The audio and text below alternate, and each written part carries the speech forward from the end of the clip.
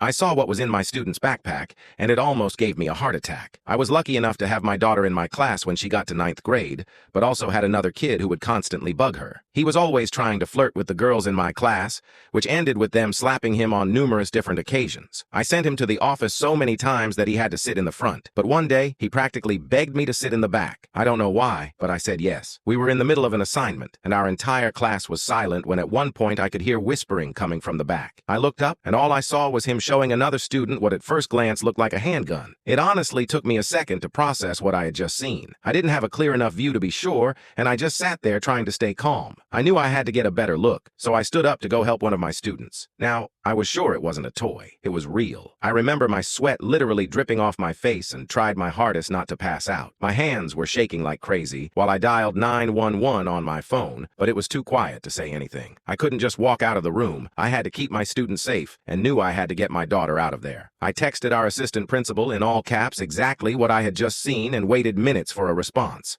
Eventually, I knew I couldn't wait, so I called that same girl over to my desk. I wrote her a note that said, "Ask me to use the bathroom, go get the assistant principal, get him to check his phone, and leave the school immediately." I tried to keep a calm look on my face, but she could see something was horribly wrong. She left without saying anything, and I tried to act like everything was normal. 5 excruciating minutes later, he knocked on the door.